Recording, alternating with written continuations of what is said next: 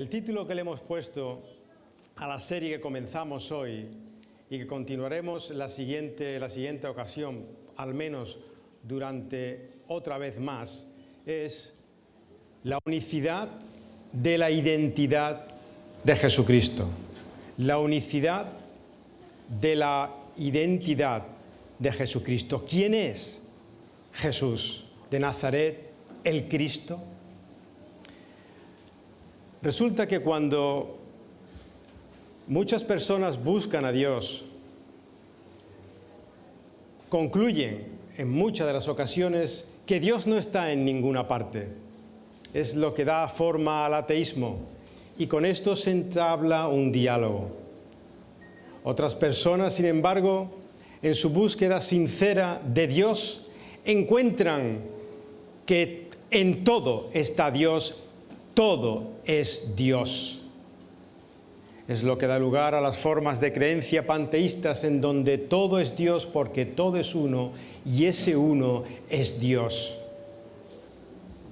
Estas formas de creencia, más bien basadas en principios de filosofía y pensamientos orientales y tipo de pensamientos gnósticos o de elevación espiritual de lo que está escrito por encima de lo que está escrito y especulando más allá de lo que está revelado,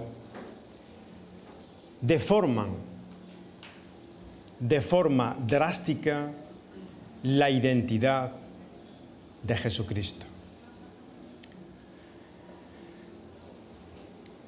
Este tipo de corrientes al que muchas personas se adhieren, y no es algo desactualizado las cosas que vamos a hablar hoy, porque cada vez más vemos cómo esta sociedad se imbuye en estos conceptos de orientalismo, donde todo es Dios, donde yo soy Dios, donde me puedo elevar. En este tipo de corrientes, como decimos, ¿quién es Jesucristo? Jesucristo es la representación y esencia de lo divino. Aquel o una persona que fue capaz de sufrir o de llevar a cabo una elevación del Dios que llevaba dentro para realmente conectar con lo divino. Es aquella persona, según estas corrientes, que sufre un proceso evolutivo de evolución de conciencia. De esa manera, Jesús, entre otros líderes religiosos, son parte esencial de la divinidad y a la divinidad representan cuando hablan o cuando dejan su legado. Es más, en alguna de estas corrientes, Jesús no es uno más entre muchos, tomando en cuenta no solamente las escrituras judías que revelan a Jesús de Nazaret directamente por aquellos que tuvieron testimonio ocular, sino ampliando su conocimiento a través de otros textos sagrados, fuera del mundo judío, fuera del mundo donde Jesús de Nazaret vivió. Pues bien, algunas de estas corrientes no ponen a Jesús simplemente entre otros que lo ponen, sino que lo ponen por encima de otros en la forma más sublime, más excelsa de lo que puede ser la esencia de Dios en la humanidad misma representando a Dios. El ejemplo más sublime jamás encontrado en la historia. Aún así, es uno entre muchos, porque nosotros mismos estamos en ese sentido llamados a elevar el Cristo que está en nosotros hacia la divinidad. La pregunta ¿es este el Jesús del Nuevo Testamento o no?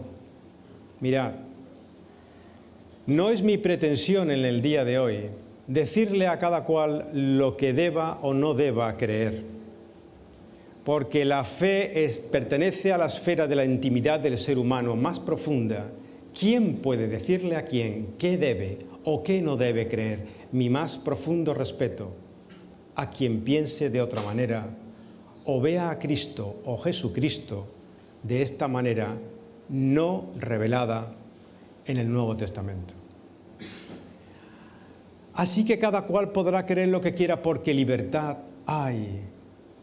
Ahora bien, mi pretensión en el día de hoy es que los cristianos, que cada vez estamos más inmersos en este mundo donde estas filosofías y formas de pensamiento se infiltran, sepamos quién es Jesucristo. Y sobre todo, mi pretensión en el día de hoy es hacer saber que independientemente de la fe que se pueda tener, la fe en un tipo de Jesucristo como Hijo de hombre o humano elevado a lo divino, no es en ninguna manera, no es categóricamente el Cristo reflejado en los Evangelios y en el Nuevo Testamento. Pero no puedo yo creer de forma distinta, puedes. Pero no me puedes decir que ese es el Jesús o Jesucristo del Nuevo Testamento. No puedes. Porque si lo haces es porque estás cogiendo aquellas partes que te interesan para formar tu sistema de creencias espiritual, pero estás obviando aquellas otras partes que hacen Jesús distinto, extraordinariamente exclusivo en su identidad.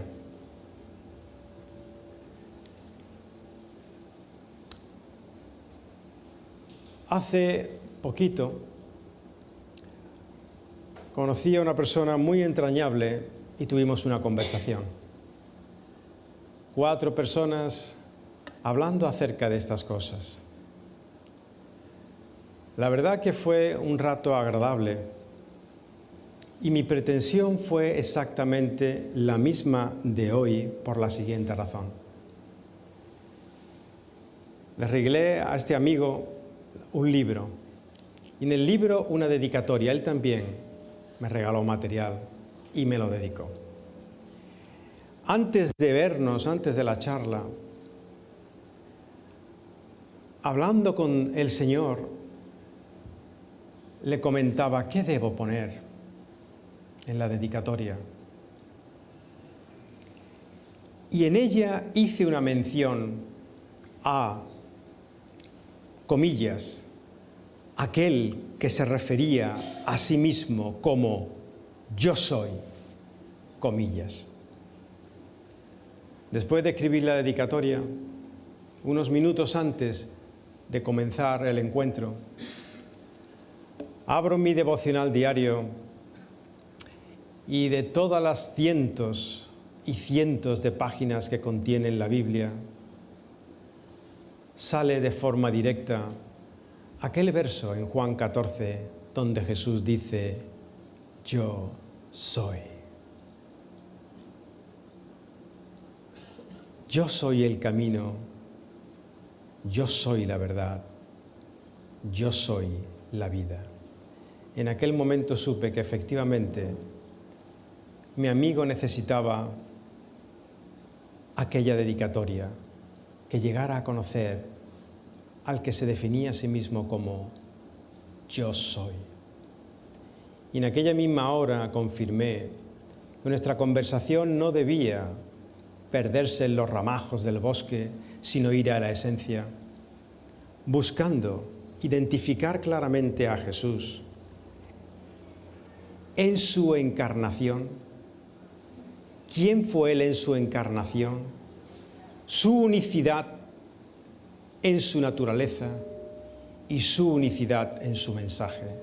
Su unicidad en la encarnación, su unicidad en su naturaleza o identidad y su unicidad en su mensaje.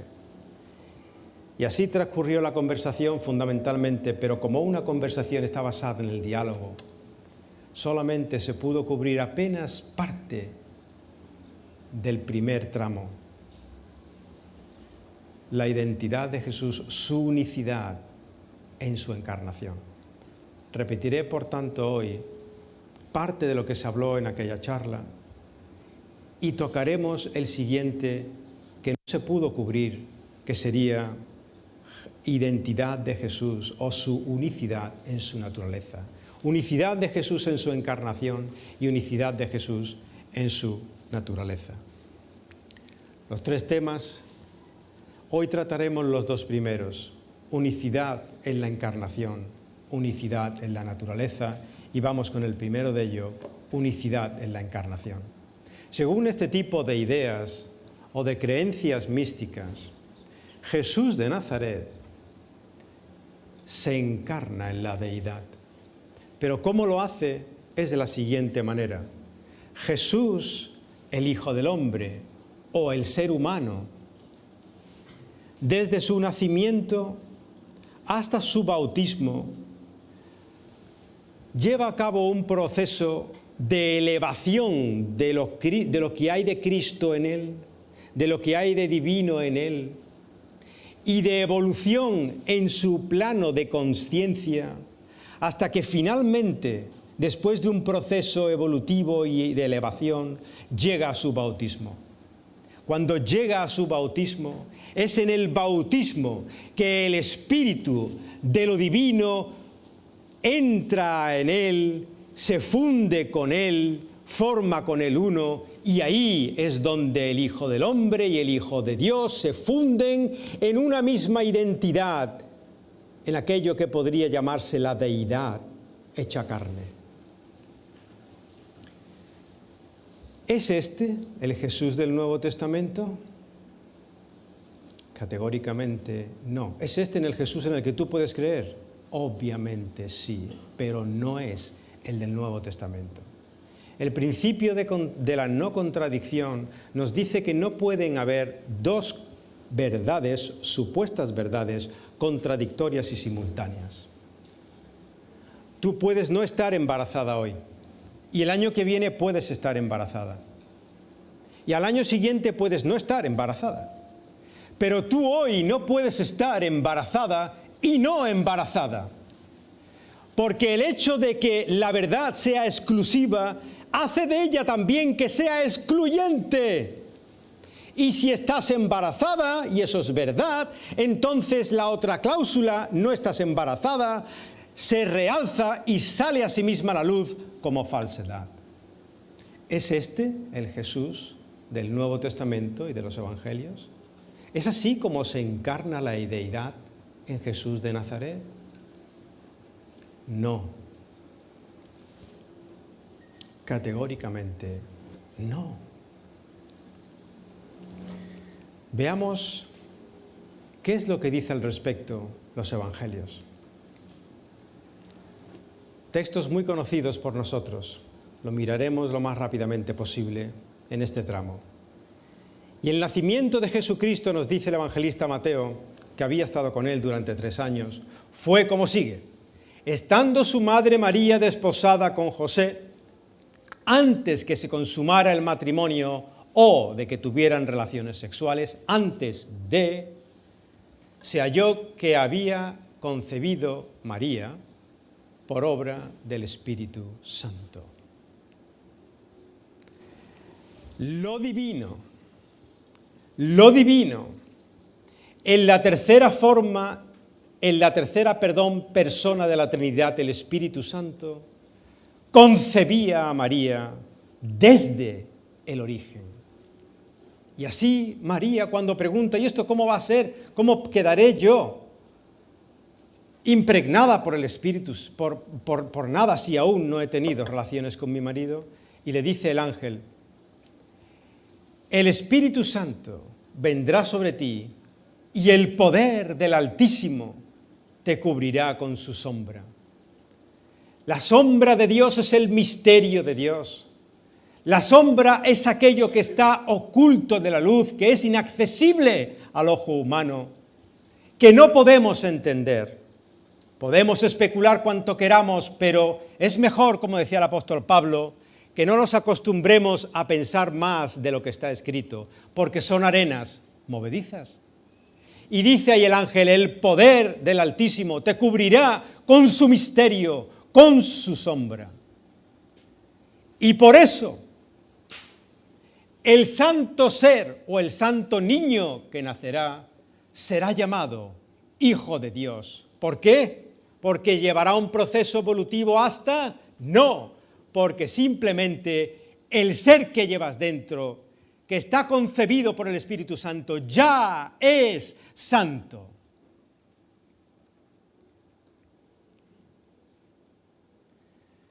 De manera que Jesús no sufre ningún proceso espiritual evolutivo. Pero Jesús fue niño y no se nos cuenta mucho de su niñez, ni falta que nos hace.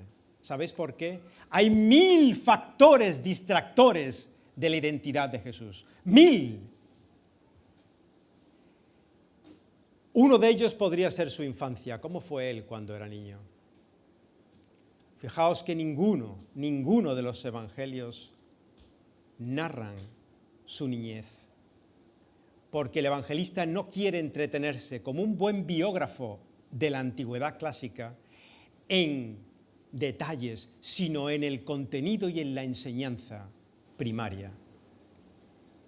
Pero uno de los elementos o de los eventos que se nos da de Jesús cuando aún era niño es el siguiente.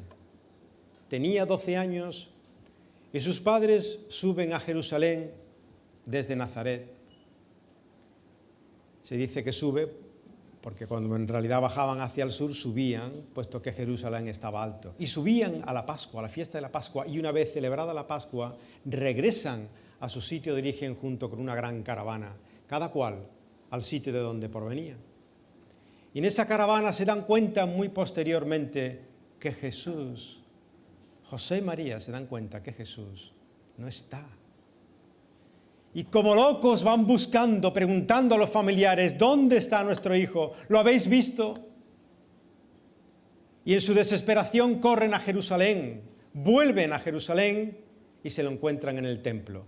Y allí estaba Jesús, con 12 años, hablando con los maestros del templo. Y los maestros del templo, dice la Escritura, se maravillaban de su inteligencia.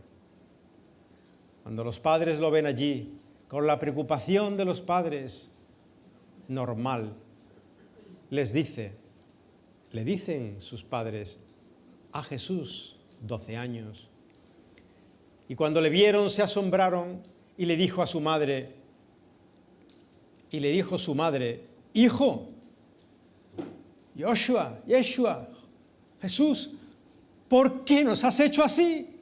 ¿Por qué nos has hecho esto? He aquí, tu padre y yo te hemos buscado con angustia. Jesús responde, ¿por qué me buscabais? ¿No sabéis que en los negocios de mi padre me es necesario estar? Con 12 años no solamente brillaba por un intelecto completamente extraordinario delante de los doctores de la ley en el templo, sino que además con 12 años sabía perfectamente y tenía una conciencia plena de quién él era. Porque Dios en el mundo del primer siglo entre los judíos podía ser concebido como Padre, y de hecho lo era, no era una idea extraña, pero pocas veces los judíos se referían a Dios como Padre, y mucho menos tan prolíficamente como lo hizo Jesús todos los días de su vida, incluidos los 3 años de su ministerio. Y aquí con 12 años ya le está diciendo a sus padres, yo tengo un Padre y he venido con un propósito. De manera que Jesús sí sufrió, como cualquier niño, un desarrollo a nivel psicológico, probablemente igual que físico, pero nunca una evolución espiritual. Él sabía perfectamente identificar quién él era, hijo de su Padre.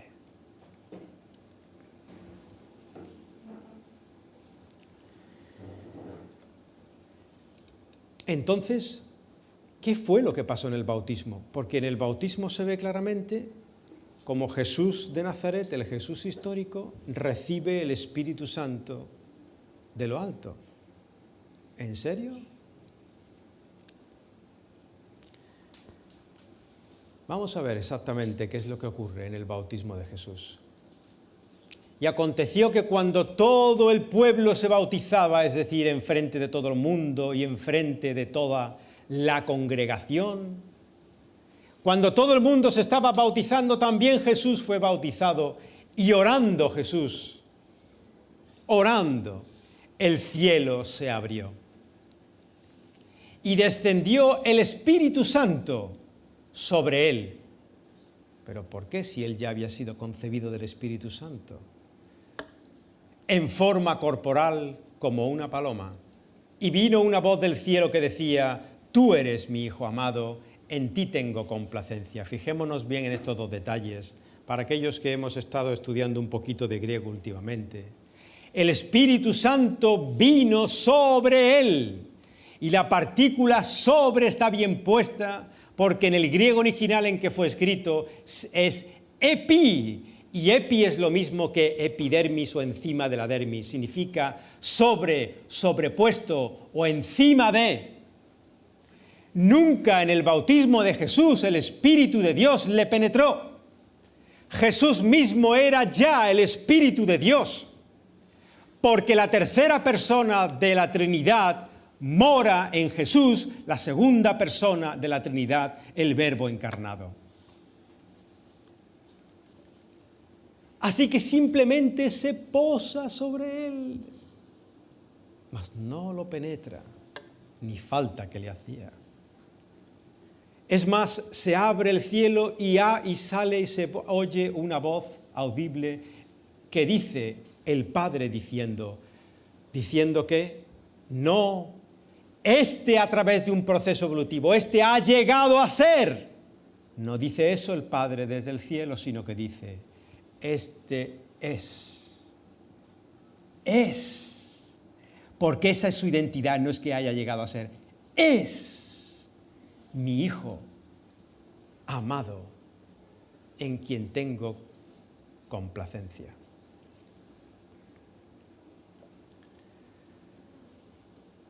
Es más,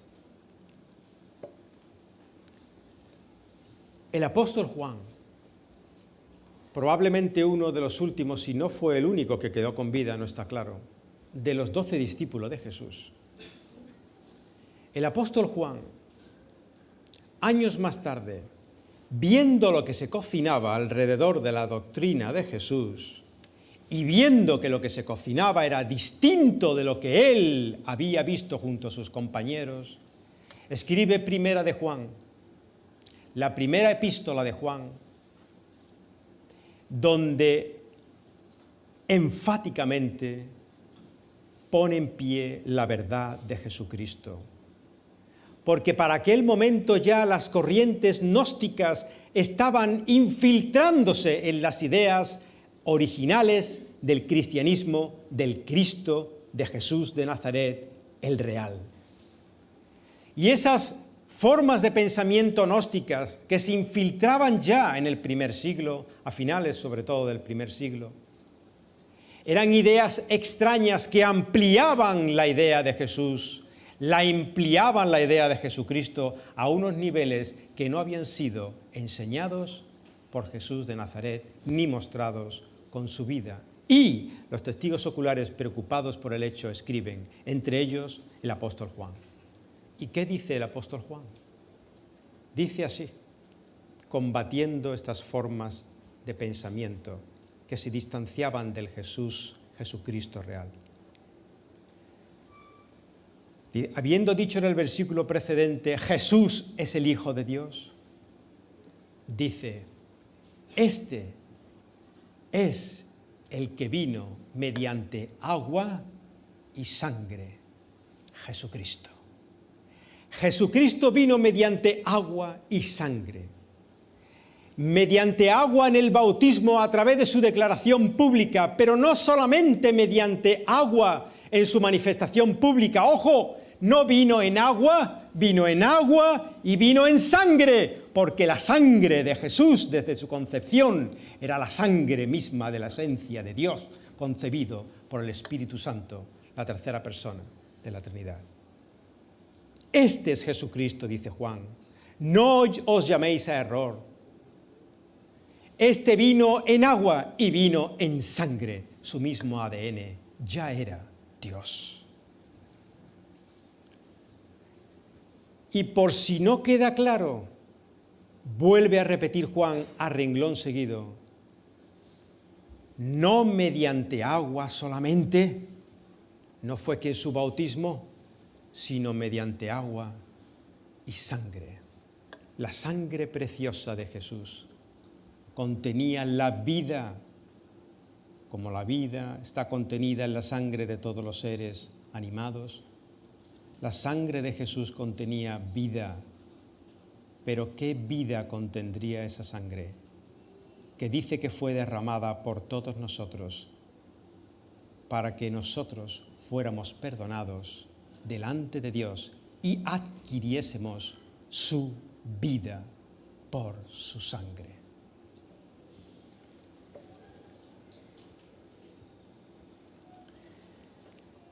El Hijo de Dios, Jesucristo, único en su encarnación, único en su naturaleza.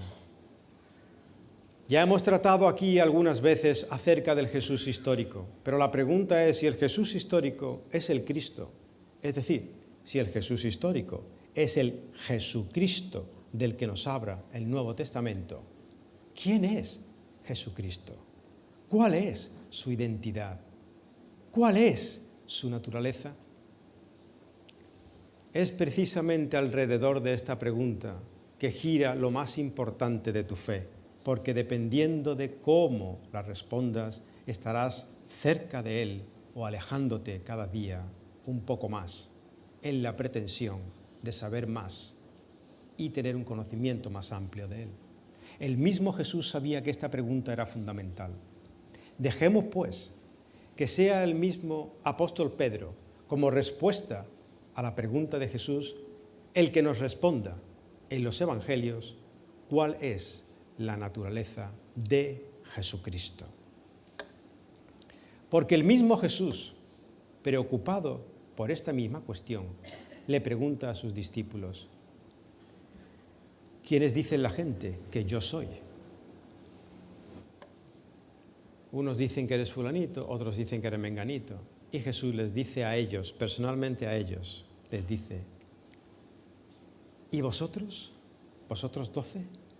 ¿Quién decís que yo soy? ¿Quién soy yo? ¿Qué pensáis?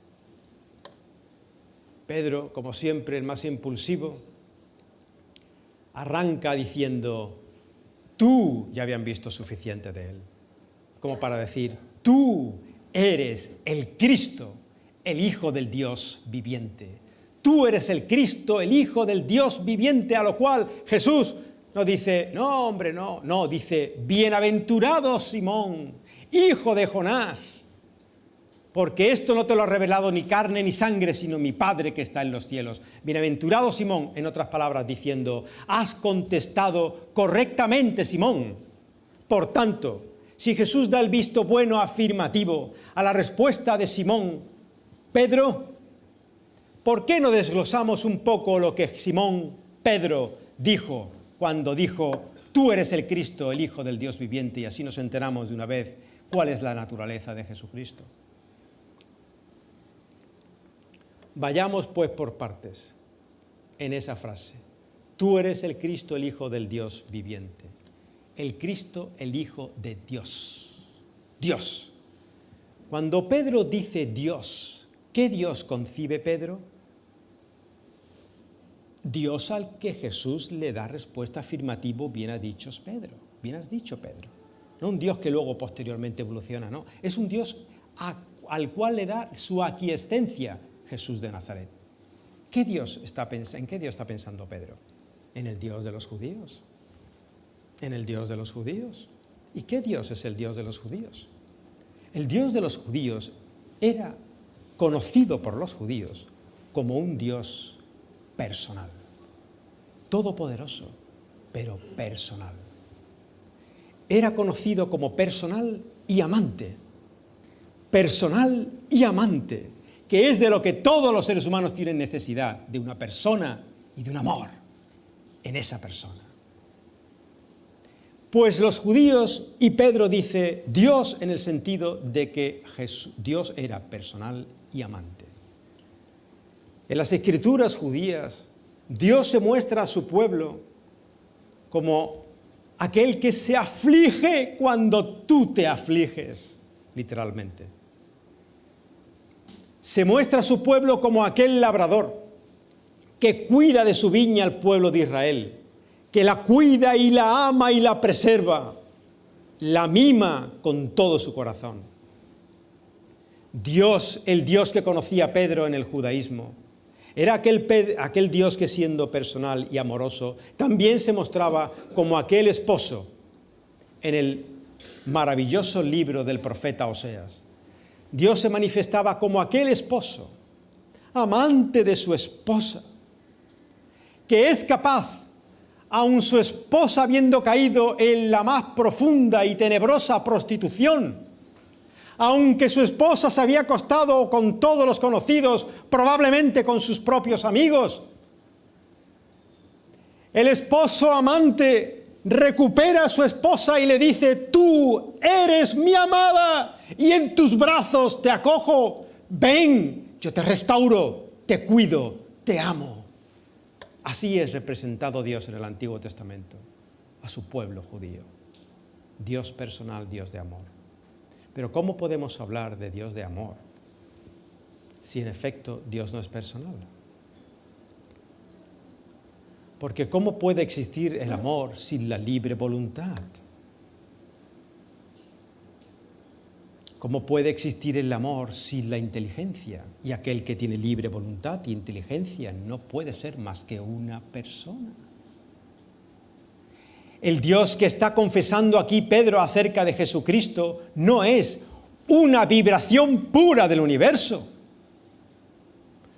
No es la vibración cósmica más excelsa. No es el absoluto eterno. No es algo. El Dios que define Pedro es el Dios de los judíos. Es alguien.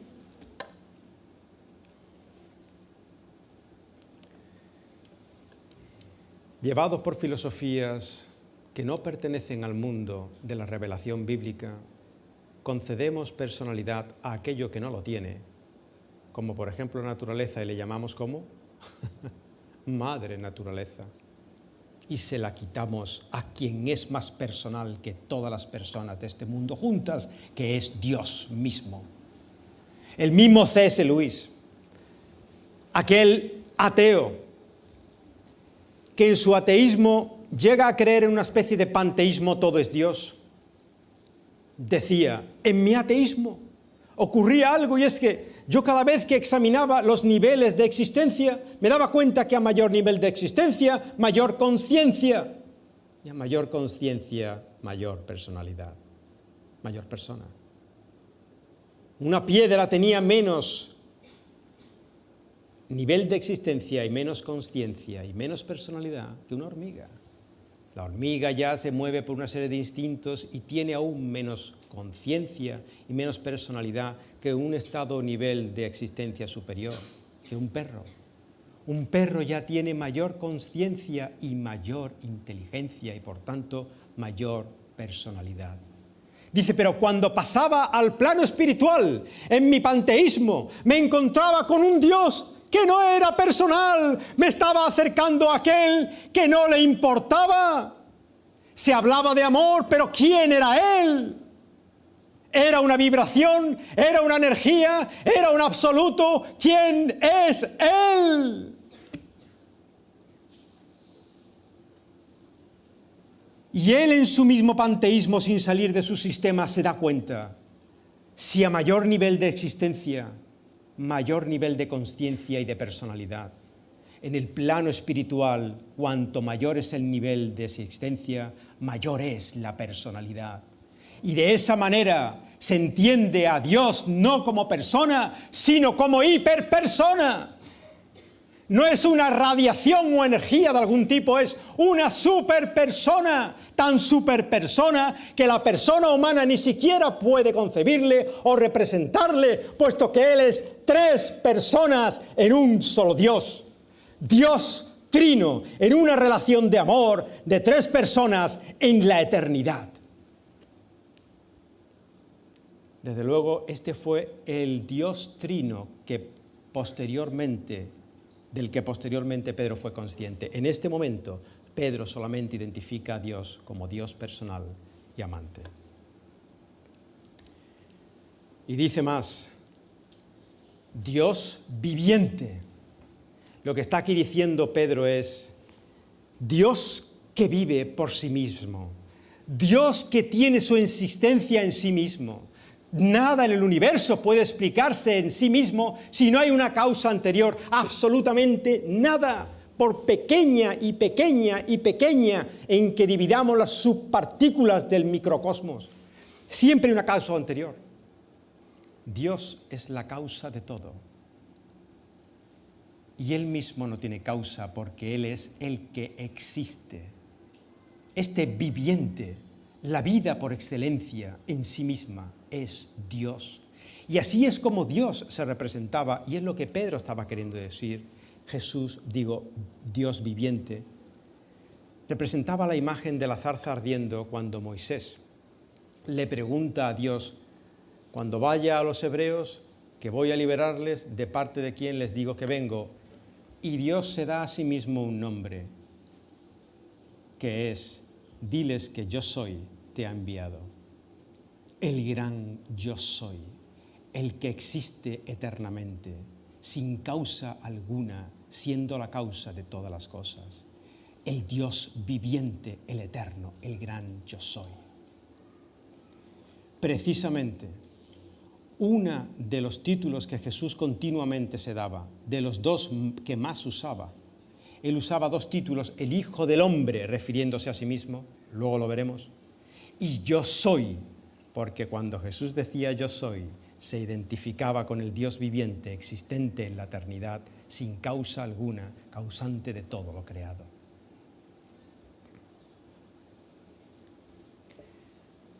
Pero ¿y qué decir de la palabra Cristo que menciona Pedro? ¿Qué significa Cristo? ¿Tú eres el Cristo? ¿Qué significa Cristo? Es tan sencillo, y lo complicamos tanto, lo elaboramos tanto, y tan innecesariamente nos alejamos de la idea primigenia, originaria y real. ¿Qué significa Cristo? ¿Tú eres el Cristo? ¿Qué está diciéndole Pedro? Cristo es el nombre griego para el hebreo Mesías. Bueno, pues ¿qué significa Mesías? Lo que está diciéndole Pedro es, tú eres el Mesías. ¿Y qué significaba Mesías para los judíos de aquella época?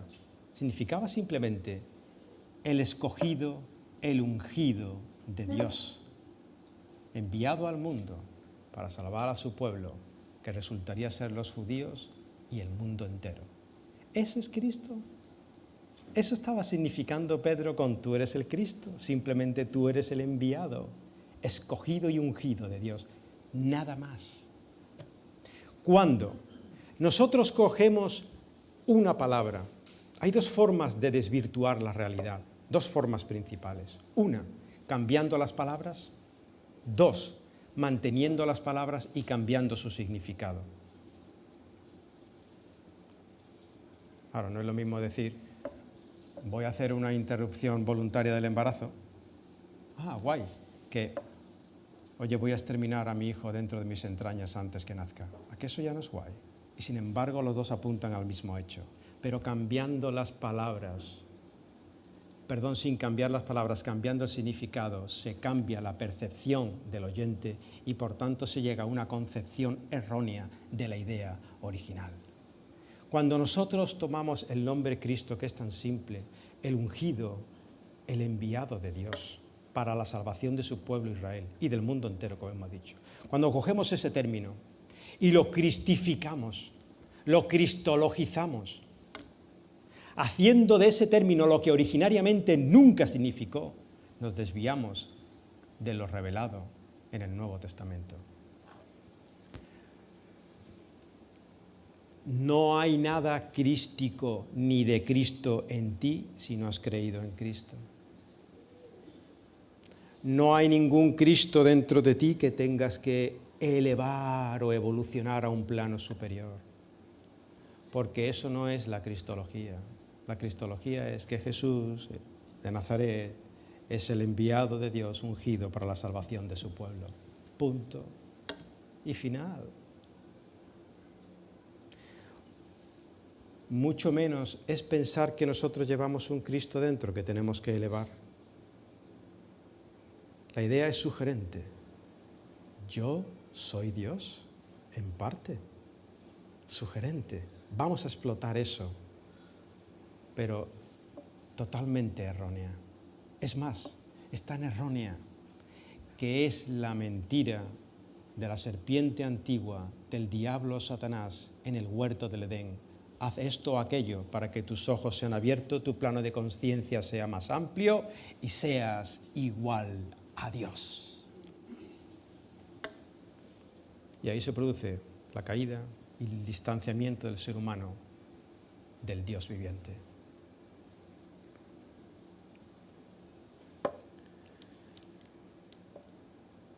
Hijo de Dios, le dice Pedro, eres hijo de Dios. ¿Y qué quería decir Pedro con esto? Muy sencillo. Pedro estaba queriendo decir, nosotros, judíos, esperábamos a un Mesías, a un enviado ungido de Dios para salvación de su pueblo. Un enviado de Dios, un emisario de Dios.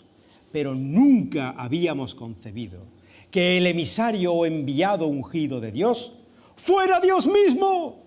Eso no lo habíamos concebido, pero tú eres el Cristo, además, el Hijo de Dios. O en otras palabras, como veremos más tarde, Dios mismo. Es la misma expresión que Daniel usa, el profeta Daniel 500 años antes, cuando habla del Verbo aún no encarnado, cuando habla de Jesús de Nazaret, que aún no se había encarnado en hombre. ¿De quién habla el profeta Daniel? Del Hijo del Hombre.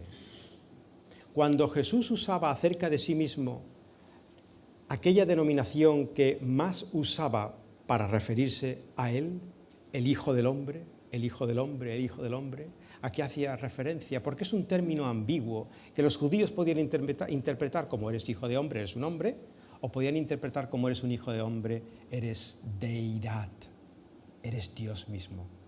¿En qué sentido lo usaba Jesús? Veamos en qué sentido lo utiliza el profeta Daniel, porque es de donde sale la expresión el Hijo del Hombre. 500 años antes, dice Daniel, miraba yo en la visión de la noche y he aquí en las nubes del cielo como el Hijo del Hombre que venía. ¿Qué es lo que está queriendo decir Daniel? Las nubes del cielo no se puede mover nadie ni vivir nadie, excepto la deidad, Dios mismo. Y al mismo tiempo dice, pero aquel que se movía entre las nubes y que era por tanto Dios, tenía forma como de hijo de hombre, tenía forma como humana, era semejante a un humano, pero era Dios. Esa es la figura del Hijo del Hombre que Jesús usaba cuando se refería a sí mismo como el Hijo del Hombre. Es decir, no un hombre que llega a elevarse a, sino una expresión idéntica a ser Hijo de Dios, excepto que con el matiz de que era la deidad encarnada en forma de hombre. Y como hemos visto ya posteriormente en Jesús y en sus discípulos cuando nos enseñan acerca de él, no solamente en forma de hombre, sino que el Verbo se encarna no haciéndose como una especie de disfraz de hombre, sino que el mismo Verbo se encarna en forma de hombre, tomando naturaleza de hombre. Eso es lo que quería Jesús decir cuando él decía, el Hijo del Hombre, refiriéndose a sí mismo.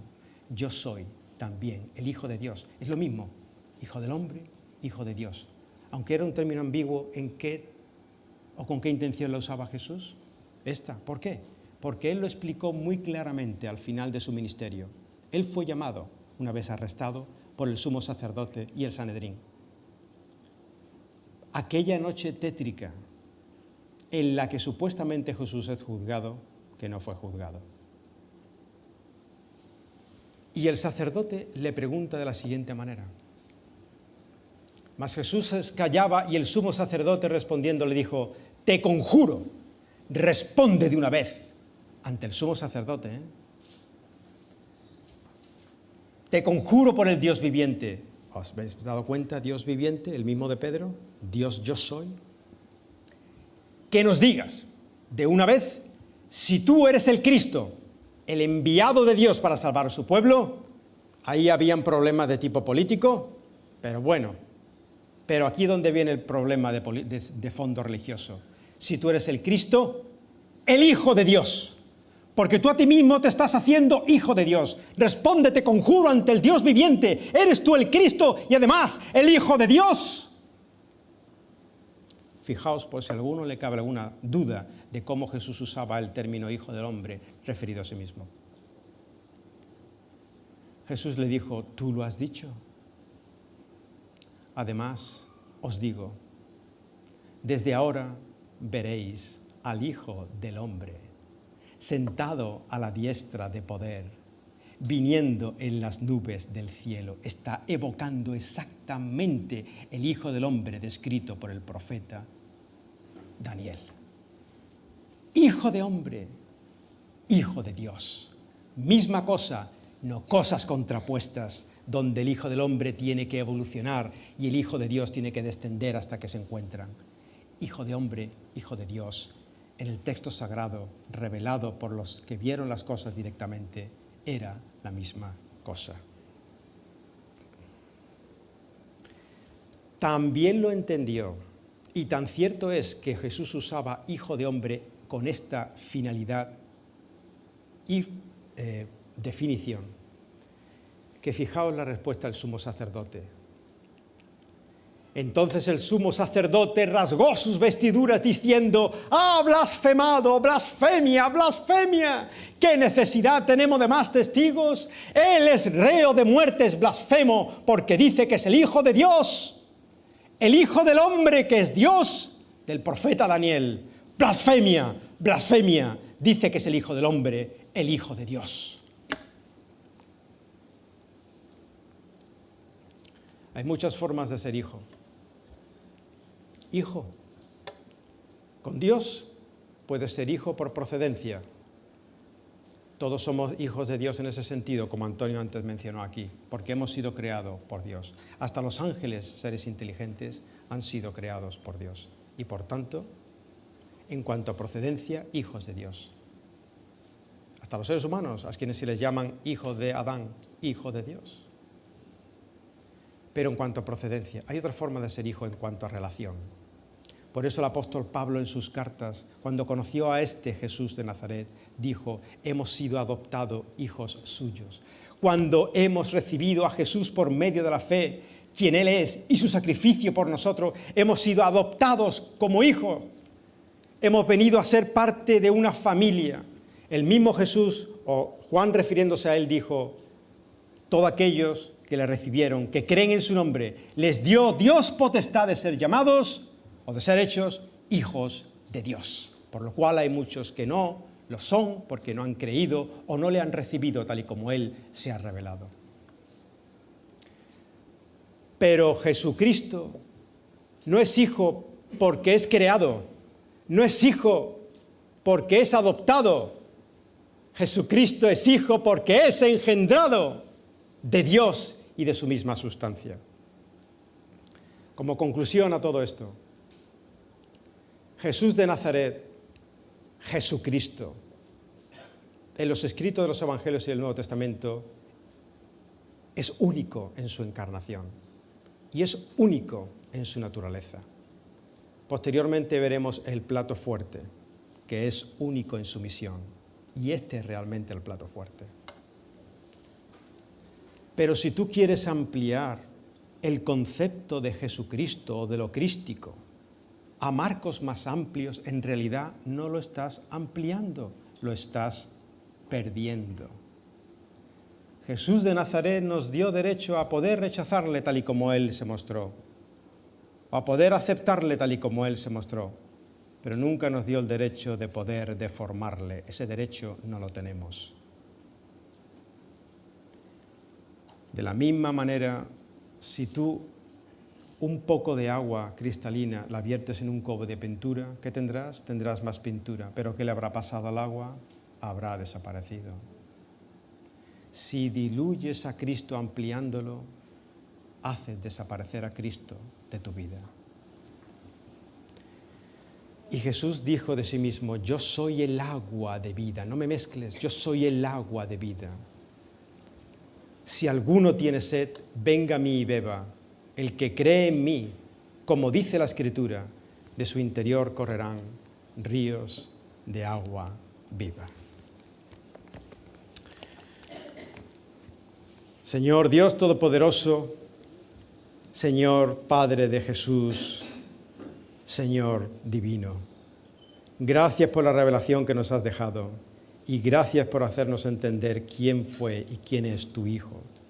Gracias porque ese Hijo ha operado en nosotros el cambio que todos necesitamos y trajo a nuestra vida la luz y la vida y el amor. Amor que permanece porque viene de ti. Señor, ayúdanos a entender quién tú eres. Ayúdanos a los que aún no te hemos entendido bien y que tu Espíritu Santo convenza de pecado para la gloria de tu nombre y para la salvación de aquellos a los que tú profundamente amas, por los que tú moriste. Amén.